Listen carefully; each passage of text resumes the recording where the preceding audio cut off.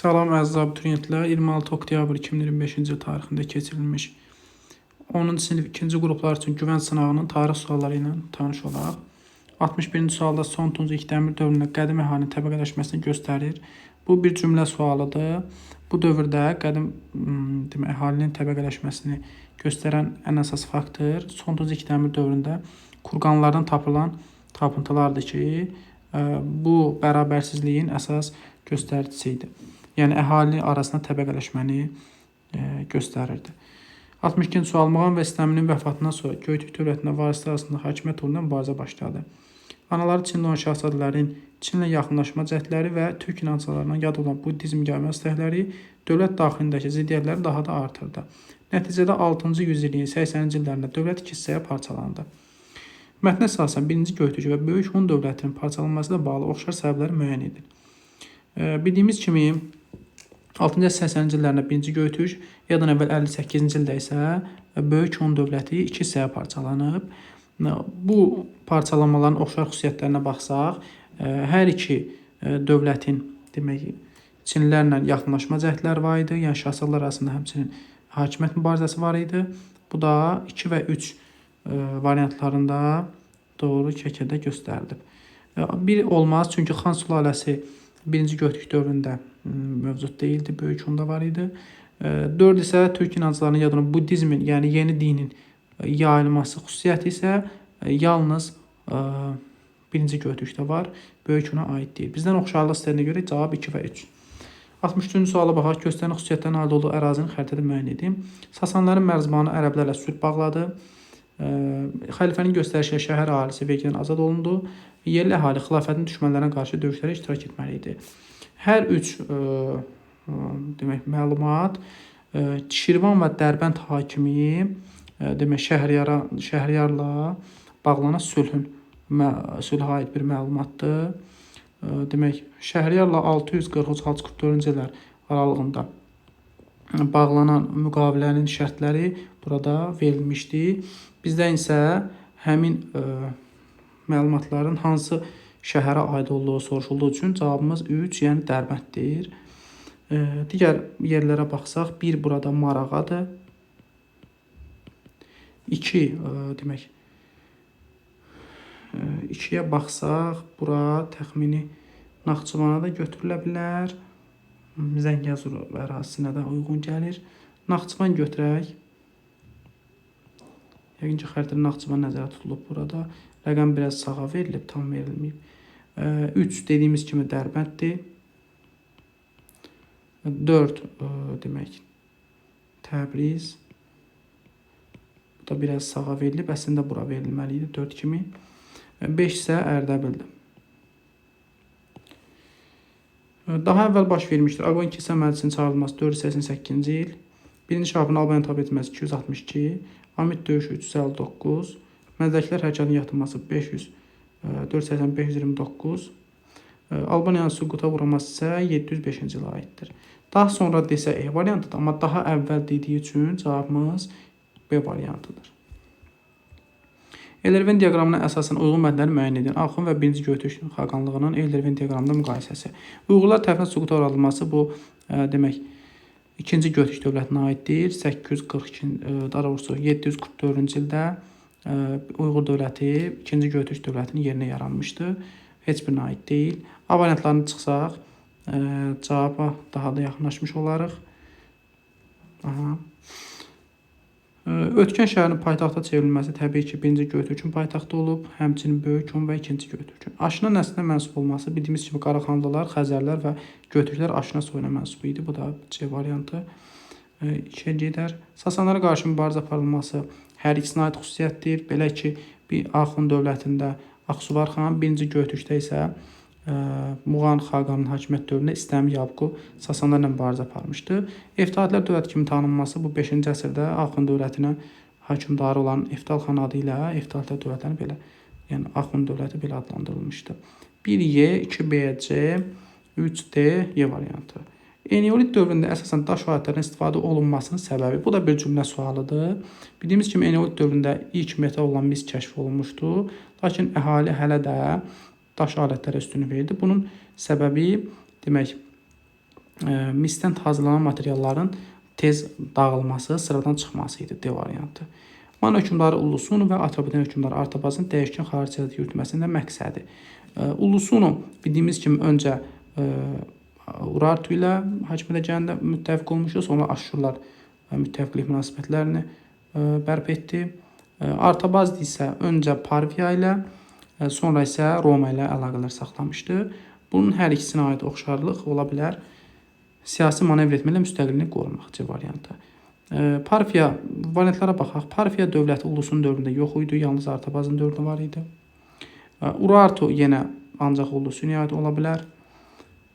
Makedoniya imperiyası demək heç birinə aid deyil, görməyiblər Makedoniyanı. Alan tayfalarının yürüşündə heç birinə aid ola bilməz. Göstərilənlər nəyin nəticəsidir? Böyük Hun dövlətinin bir hissəsi Çin əsarətinin altına düşdü. Vyetnam bəzi vəlayətlər tabe edildi və Koreya ələ keçirildi. Bunlar Xan sülaləsi dövründə Çin işğallarına aid məlumatlardır. Bu da B variantında göstərilib. 5-ci 6-cı yüzilliklərin ikinci yarısında Albaniya Bizans imperiyasının hakimiyyəti altında idi. Xeyr. Albaniya bir müddət Bizansla əlaqələri olub. Məsələn, Cavanşirin hakimiyyəti dövründə, eləcə də onun atası Varaz Qırqonun dövründə. Bu isə Mehranilər sülaləsidir, yəni 7-ci əsrdədir. Ərəblərin hücumu bu dövrdə Ərəblər dövləti yox idi. Ümumiyyətlə Ərəb işğalları 7-ci əsrdən 633-cü ildən başlayır Sasanlar arasına. Atropatena ilə birlikdə Sasani dövlətinin şimal Kustakına daxil idi. Bu 6-cı əsrin ortalarında Xosrov və Şirvan islahatı ilə demək baş vermişdi. 5-ci əsrə aid olmaz. Qəbilənin paytaxt şəhəri olaraq saxlanmışdı. Bildiyimiz kimi 5-ci əsrdən Albaniya paytaxtı Bərdə idi, qəbilə deyildi. Və Y variantı Sasani mərzbanları tərəfindən idarə olunurdu. Belə ki, 463-487-ci illər arasında birinci mərzbanlıq dövrü kimi tanıyırıq bu dövrü. Bu dövrdə Albaniya hökmdarsız idarə olmuşdu. Birbaşa Sasani şahına tabi idi. Eləcə də 510-629-cu illər aralığında yenə uzun müddətli mərzbanlıq dediyimiz ikinci mərzbanlıq dövrü baş vermişdir. Variantla baxsaq, E variantı göstərilən dövrə həm 5, həm 6-cı yüzilliyin ikinci yarısına uyğun gəlir. Perikl və Qıraq qardaşlarının fəaliyyəti ilə bağlı ümumi cəhət. Perikl bildiyimiz kimi yerdən əvvəl 443-428-ci illərdə, yəni 5-ci əsrin ikinci yarısında Yunanistanda hakimiyyətdə olmuşdu, strateji idi, islahatlar keçirmişdi. Qıraq qardaşları isə Tiber Qıraq və Qay Qıraq isə yerdən əvvəl 2-ci əsrin ikinci yarısında 133-123-cü illərdə yerdən əvvəl Romada islahatlar keçirmişdi. Hər ikisinin keçirdiyi islahatda ümumi nəticə olaraq biz yoxsulların xeyrinə, mənafi naminə görülən tədbirlərlə tanış olduq. Məsələn, Perikl onlara vəzifə vermişdi. Onun dövrü quldarlıq demokrasi dövrü idi. Sərhədləri genişləndirilmişdi. Yoxsulların, yəni demək, demosun. Qıraq qardaşların islahatlarında isə eləcə də yoxsul vətəndaşlar olan plebeylərin xeyrinə tədbirlər görülmüşdü. Onlara torpaq paylanmışdı. 71-ci suala baxaq. Tarix prosesində məntiq aracını tamamlayın. 3-cü Vatikanın hakimiyyətə gəlməsi 487. Ardıca görülən bir tədbiri seçməliyik və xristian dininə aid qanunların qəbul edilməsi. Bu illər aralığında bildiyimiz kimi Aqoin kilsə məclisi keçirilib 488-ci ildə. Bu da variantlara baxsaq C variantında var. Və nəticə olaraq da xristianlar dininə aid qanunlar qəbul edilməsi ilə Albaniyada demək, feodal münasibətləri daha da inkişaf etmişdi. 2-yə də Y variantını götürə bilərik. A variantı niyə olmaz? Çünki xristianlıq ilk dəfə dövlət dini elan olunub 313-cü ildə. Bu isə Urnarin dövrüdür. Vasaqana aid deyil. Aqoin kilsə məclisi deyilik. Bərdə paytaxta çevrilib. Bu 2-ci Vaçenin dövründədir. 5-ci əsrin demək 444-463-cü illərdə hakimiyyətdə olub 2-ci Vaçe. Bu da 3-cü Mömin Vaçaqandan öncəki dövrdür. Albaniya Sasanlı mərzbanların hökmranlığının başlanması demək 463-cü ilə aiddir. Bu da 3-cü Mömin Vaçaqandan öncəki dövrə aid olduğuna görə bunu da götürə bilmərik. Demək 1 C, 2 Y variantı. Doğru cavabımız C-də göstərilib.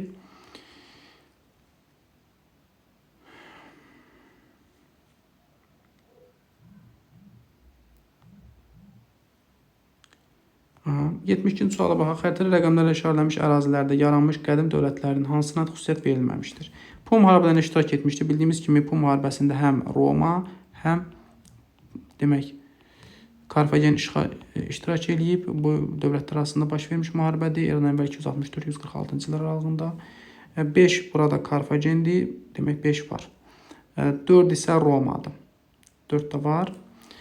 Kadeş müqaviləsi imzalanmışdı. Bildiyimiz kimi Kadeş müqaviləsi eradan əvvəl 13-cü əsrdə Misir və Het arasında imzalanmışdı. Burada Het indiki Kiçik Asiya Türkiyə ərazisidir. 3 var. Bu da Het kimi qeyd olunub. Misir isə 1 kimi qeyd olunub. Bir də var. Amma 2, yəni Yunanistan ərazisinə aid heç bir məlumat yoxdur. Doğru cavabımız 2. B variantı. Ata xaqanlıq dövrünə aid deyil. Xış ilə geniş sahələrin şumlanması. Xış elə erkən Tuncda meydana çıxıb bu dövrdə Ata xaqanlığı var idi. Bəzi qəbilələrin üzərində kurqanlar qurulması, Ata xaqanlığı, yəni erkən Tunc dövründə 4 yeni dəfn etmə adəti meydana çıxmışdı ki, onlardan biri kurqan idi, var. İri tayfa birliklərinin yaranması Orta Tunc dövründədir. Bu dövrdə Ata xaqanlığı hakimiyyəti var. Sənətkarlığın müstəqil sahəyə çevrilməsi Orta Tunc dövründə 2-ci İctimai əmək bölgüsünün xüsusiyyətidir. Bu dövrdə Ata xaqanlığı var idi. Amma əhalinin oturaq həyata keçməsi bu Neolit dövrünün xüsusiyyətidir. Neolit inqilabı ilə bu dövrdə ata yox, ana xaqanlıq dövrü idi. 74-cü suala baxaq. Döyüş və onun nəticəsi. Sasani Alban qoşunları məğlub oldu. Bu 371-ci ildə baş vermiş Dizrav döyüşünün nəticəsidir. Ərəblərin Albaniya yolu açıldı. Bu 643-cü ildə baş vermiş Cərmidan döyüşünün nəticəsidir. Bu döyüşdən sonra Cənubi Azərbaycandan, yəni Ərdəbildən şimala doğru yollar ərəblərin açılmış oldu. Xəzərlər qələbə qazandı. Bu isə demək Savalan döyüşünün nəticəsidir. 731-ci ildə baş vermiş Savalan döyüşündə Xəzərlər qalib gəlmişdi. Diyarbəkirə qədər irəliləmişdilər. Yalnız 8-ci əsrin 30-cu illərin sonunda Hilatda onların qarşısını ərəblər ala bilmişdi. Dizrav, Cərmidan və Savalan A variantında göstərilir. Eradan əvvəl 6-cı yüzilliyin sonlarında həyata keçirilmiş islahatların nəticəsində Afinada. Burada diqqətli olmaq lazımdır. Burada 6-cı əsrin sonları deyir. Bəzi şagirdlər eradan əvvəl 594-cü ildə keçirilmiş Solon islahatını burada səhvən götürə bilər. Bu 6-cı əsrin eradan əvvəl 6-cı əsrin əvvəlidir. Sonu deyil, əvvəlidir. Ona görə biz bunu götürə bilmərik. Yəni Solon islahatından söhbət getmir burada. Burada söhbət 6-cı ilin sonlarında Tiraniya qarşı baş vermiş üsyandan söhbət gedir. Bu üsyandan sonra da görülən tədbirlər var ki, bu tədbirlərin nəticəsi olaraq da Xalq Yığıncağı, Ağsaqqallar Şurasının yerinə ali hakimiyyət orqanı elan olunmuşdu. Həmçinin strateq seçilməyə başlanmışdı. Digər variantlara baxaq. Yoxsullara vəzifə görə əmək haqqı verilməyə başlandı. Bu eradan əvvəl 5-ci əsrdə demək vəzifə tutduqlarına görə demək Zeyn dövründən idi. Periklon strateji dövrünə aiddir 5-ci əsrə. Torpağa görə bütün borclar ləğv edildi. Bu borcdaşının ləğv olunması Solon islahatına aiddir. Bu 6-cı əsrin əvvəlləridir, son deyil. Eləcə də C variant doğrudur. D variant. Əhalinin xaricə getməsi qadağan olundu. Bu ancaq Afinaya yox, Spartaya aiddir. Demosun hüquqlarının müdafiəsinə xalq tribunu, Yunanistanda xalq tribunu yox idi. Paleolit dövrünə Neolit dövrü ilə oxşar Tunc dövrünə fərqli cəhətləri müəyyən edir. Ölülərin yaşayış məsələsində kənarda dəfn edilməsi, bu dəfn etmə adəti Tunc dövrünə aiddir. Yalnız Tunca aiddir. Bizə isə Tuncdan fərqli xüsusiyyət istəyir. İstehza təsərrüfatının mövcud olması, bu demək mezolitdə meydana çıxıb, demək İbtizmi quruluşu dağılana qədər indiki dövrdə də var. Amma paleolitdə yoxdur. Süni yolla odun əldə edilməsi Orta paleolitdə yaranıb, Neolitdə də var, Tunc dövründə də var, bu gün də var. Bizə istəyir ki, soruşur ki, Tunc dövrünə aid olmasın. Qəbilənin həyatına qadının mühüm rol oynaması, bəli, doğru cavabımız D variantıdır. Belə ki, üst paleolitdə qəbilə, yəni ana xaqanlıq dövrü meydana gəlib, Neolit dövründə də var, amma Tunc dövründə yoxdur, çünki Tunc dövründə artıq ata xaqanlıq meydana çıxacaq. Torpağın toxa ilə şumlanması isə yalnız Neolitdə var. Tuncda onu xış əvəz edir, paleolitdə isə yoxdur. 77-ci suala baxaq. Müqayisə cədvəlində tarix şəxsiyyətlərə aid doğru fikirləri müəyyən edir. Cavanşir və İstəmi. Bu yeni tipli suallardan biridir. Dim test toplusunda bu cür tipli suallar rast gələ bilərsiniz. Burada doğru cavabları müəyyənləşdirməliyik. Yəni Cavanşirə aiddir. Arşaklar sülaləsinin mənsub olması xeyr. Mehranlar sülaləsindəndir. Cərmidan döyüşünə qələbə qazanması xeyr. Cərmidan döyüşündə Cavanşir iştirak etməyib. Sonra 3-ə baxaq. İstəmi Yabqu, yəni Xaqan. Soqdiana vilayətinə keçməsi, bəli, Sasanlarla mübarizədə bu ərazini tutmuşdu. Birinci Göytürk xaqanı Muğan xaqanın qardaşı idi. Ölkənin qərb qanadına baxırdı. İkinci Göytürk əsasını qoymuşdu. Xeyr, bu Qutluq xaqandır. Xəzərlərlə mübarizə aparması. Bax, bu aşağıda 5 və artı kimi göstərilən məlumatlar hər ikisinə aid xüsusiyyətlərdir. Yəni Cavanşirə də İstəmiyə də aid olmalıdır. Xəzərlərlə mübarizə aparılması demək, həm Cavanşirin hakimiyyət dövründə var, 662-665. İstəmi də Xəzər tayfalarıyla mübarizə aparıb. Bu doğrudur. Bizansla diplomatik münasibətlər saxlaması da hər ikisinə aid xüsusiyyətdir. 3, 5, 6 D variantı. Eradan əvvəl 1-ci yüzilliyin 20-ci ilində Atropatena tarix üçün xarakterlikdir. Bildiyimiz kimi eradan əvvəl 20-ci ildə Atropatenada hakimiyyətə yeni bir hökmdar Artabazın 10 il Romada qaldıqdan sonra Oktavian Avqustun vasitəsilə taxta çıxan oğlu Ariobarzan hakimiyyətə gəlmişdi. Bu da hakimiyyətə yeni hökmdarın gətirilməsi B variantı kimi doğru götürmək olar. Burada şahidlər səhvən, diqqətsiz edib Parfiya tərəfindən işğala da götürə bilərlər. Amma bu eramızın 20-ci ilidir. Yəni bu eradan əvvəl deyil. Ona görə A variantı olmaz. Digərləri isə ümumiyyətlə olmaz. Makedon İskəndərin Hindistanın işğalını yarımçıq qoyması səbəblər. Bildiyimiz kimi eradan əvvəl 327-ci ildə İskəndər hakimi Hindistana yürüş elədi. 2 səbəbdən geri döndü. 1. Əhalinin müqaviməti və qoşunun yorulması. Cavabımız 2 və 3 variantı. Hadisə nəticə qalan doğru bildiyi bəndi müəyyən edin. Hilat döyüşünün baş verməsi. Hilat döyüşü eradan əvvəl, daha doğrusu bizim eranın 737-ci ildə, yəni 8-ci 30-cu illərin sonunda baş verib. Bu döyüşdə Xəzərlərin görüşünün qarşısını ərəblər almağı bacarıb. Bir doğrudur. Bizansla Sasanlar arasında Büsül müqaviləsi 629-cu ildə imzalanıb. Bu müqavilənin nəticəsi olaraq da Albaniya Sasanlar tərkibində qalıb. Tezrav döyüşünə aid etdirilən vəziyyətdən geri qaytarılması 387-ci il Sasan-Roma müqaviləsidir. Doğru cavab deyil. Aqoin məclisi 488-ci ildə keçirilib. Cavanşirin Albaniya hökmdarı elan olması 642-dir. Eyni deyil. Haylandır Hunların Albaniya hücumu 662-63. Mehranlar sülalisi deyil, onda Arşaklar sülalisi hakimiyyətdə idi. Hakimiyyətdə isə ikinci vacə idi. Birinci Xosrov islahatlar həyata keçirilməsi bu 6-cı əsrin ortalarıdır. Azərbaycanda feodalizmin inkişafı bəli doğru cavabdır. Cavabımız 1 və 5. 81-ci suala bax. Erkən Tunc dövründə tayfaların yaranmasının nəticəni. Bu da bir cümlə sualıdır. Bildiyimiz kimi Erkən Tunc dövründə qohum qəbilələr birləşərək tayfanı meydana gətirmişdi. Cavanşir xilafətlə münasibətlərinə kifayət qədər çevik siyasət yürüdürdü. Əməvilər sülaləsinin hakimiyyətə gəlməsindən sonra o Bizansdan nisbətən uzaqlaşaraq xilafətlə münasibətləri nizama salmağa çalışırdı. 667 və 670-ci illərdə Cavanşir Kitəbə xilafətin paytaxtı Dəməşqə gedərək xəlifə müharibə görüşdü. Verilənlərə əsasən Cavanşirin həyata keçdiyi xarici siyasi nəticəni müəyyən edin. Xəlifə Albaniyanın daxili müstəqilliyə toxunmadı. Bəli, bu doğru cavabdır. Və Albaniyada alınan vergilər 3/1 qədər azaldılmış oldu. Doğru cavabımız 1 və 3. Xronoloji ardıcılığı müəyyən edin. Axun süqutu 567. Katalon döyüşü 451. Kürşad üsyanı 639. Romanın 2-yə parçalanması 395. Ardıcılığa baxsaq hər biri bizim yerdə olduğu üçün rahatdır bu. 4, 2, 1 və 3. İbtidai icma cəmiyyətlə Neolit inqilabı adlanan dəyişikliklər müəyyən edin. Burada bir texniki səhv gedib. Testin hazırlanmasında hər hansı bir yanlışlıq olub. Cümlənə səhvə yol verildiyi üçün testologiyanın şərtləri pozulub. Testologiyada 4-lü seçimdə 2 cavab çıxmalıdır. Amma burada yalnız 1 cavab çıxır. Belə ki, Neolit inqilabına əsasən insanlar bu dövrdə duluzçuluq, yəni sağsaqalban istehsalına başlamışdı. Həmçinin toxuculuğu öyrənmişdi. Eləcə də daş atları cilalamaq və deşməyi öyrənmişdi. Burada isə yalnız 4 variantı uyğun gəlir. Əslində cümləni düz yazsalar, yəni belə deyək, yaza bilərdilər ki, məsələn, əkinçilik mallarının inkişafı baş verdi. Məsələn, bu düzgün ola bilərdi. Amma digər variantların dövrlərinə baxaq, ox və kamanın ixtirası mezolitdir. Əkinçilik mallarının yaranması mezoolitdir. Süni svarmanın yaranması isə erkən tuncdur. Yalnız 4 cavab uyğun gəlir. 5. Albaniya və Yunan mədəniyyəti arasında əlaqələr əks etdirir. Bildiyimiz kimi, Böyük Dəhnə kəndində tapılmış daş kitabə 2-ci əsrə aiddir. Bu şəkinin Böyük Dəhnə kəndində tapılmışdır və üzərində Yunan yazısı var. Eləcə də İstismar binaların üstünün kirəmitlə örtülməsi, yəni kiremitdən istifadə elmi mədəniyyət təsiridir. Doğru cavabımız 1 və 3. Bu qızıl gümüş litonlar bu Manna dövrünə aid xüsusiyyətdir. Albaniyanın deyil. Eləcə də Herakla aid Kerifto məbədi. Bu əslində Kerifto məbədində Heraklın heykəli tapılıb. Amma problem buradadır ki, bunu niyə götürənməli? Bu Atropatenaya aiddir. Albaniyaya aid deyil. Bunu götürə bilmərik. Düzdür, Yunan təsiri var, amma Albaniya yox, Atropatenaya onu Yunanlastan arasında əlaqəsini göstərir. Kuti dövlət qurumu ilə Mannanın aid oxşarlığı vilayətlərə canişinlər baxırdı. Hər ikisi də Urmiya göl hövzəsində meydana gəlmişdir.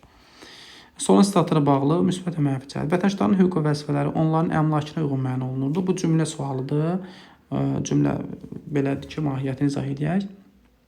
Yəni vətəndaşlardan vətəndaş adını almış insanların Yunanistanda kimin demək əmlakı, malı, mülkü çox idisə, onun hüquqları da, vəzifələri də çox olacaqdı.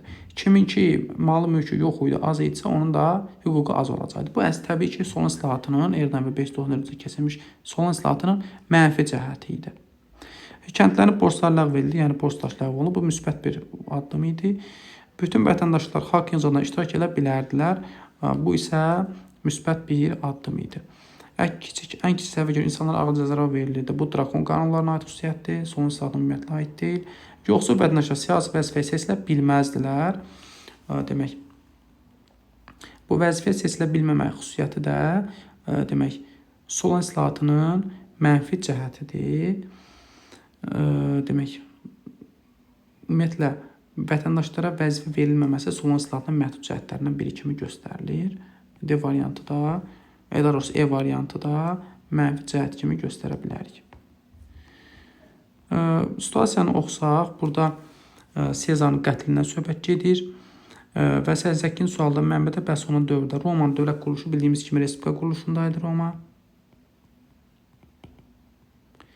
89-cu suala baxın. Mənbəyə və tarixi biliklərinizə əsasən Sezarın senatda öldürülməsinin səbəbini müəyyən edin. Bu təbii ki, Sezarın diktatura, yəni tək başına hakimiyyət qurmaq istəməsi idi. Hər ikisini yazsaz doğru götürə bilərik. Və ya monarxiya kimi də yaza bilərsiniz. Eyni cavablardır.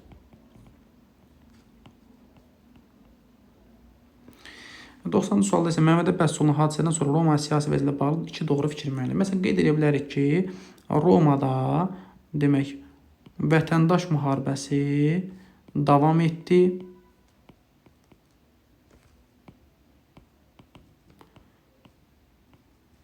Həmçinin qeyd edə bilərik ki, demək Antoni və Oktavian, hansı ki, demək onlar Sezarın davamçıları idi. Antoni və Oktavian senata qarşı mübarizəni davam etdirdi. Və bunları qeyd edə bilərik.